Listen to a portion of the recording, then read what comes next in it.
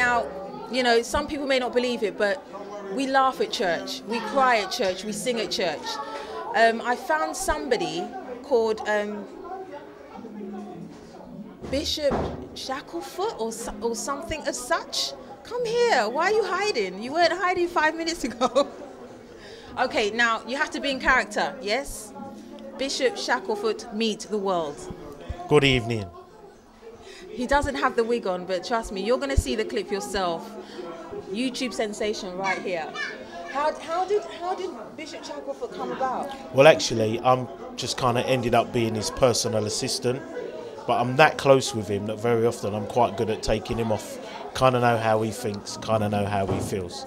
Bishop Shacklefoot kind of started probably about, in fact, a long time ago, in the secret of a front room. Someone used to play with a video camera and used to meet people off. So I used to take off people in my family and my mother-in-law, my dad and people in the church. And at one particular time, somehow my father-in-law saw this video and decided that he wanted that to happen in his seniors service at church. I was like, you got to be mad, that's not happening. So he eventually managed to talk me around and I did it, and it's kind of gone on from there. And then I used to do, I work quite a lot in youth, so we used to have youth retreats and that sort of stuff, and so I used to always kind of head most of that up.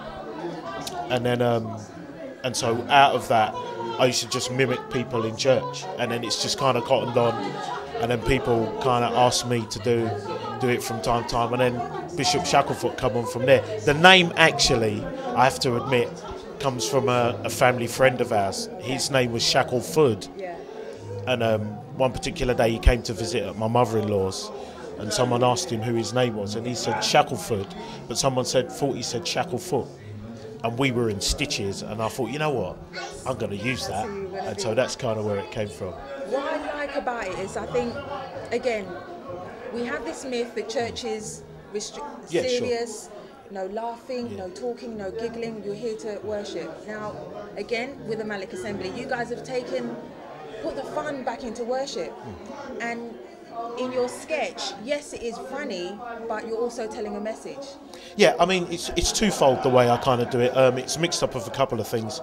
Culture, for anyone that's kind of old school church. And the reason why I kind of use the culture is because we've all got that dad or mum or grandfather or someone that we know of, a family friend that's kind of just a bit raw like that, you know, and even the way they use scripture is kind of really simple, you know, so, and they kind of will come up with a story or a translation of it that really doesn't kind of match, but you get the gist of it, and it's just so far out there that you think, gosh, how did you get to that, you know, and so I just kind of play on those things. So tonight he's saying, light of the world. I think I hear that song tonight. Light of the world, you came down here from darkness. Even down here to darkness. Open our eyes, let us see. Where are you looking? What is your interest? Are you alive where you are? Or are you switch off? Serious matters.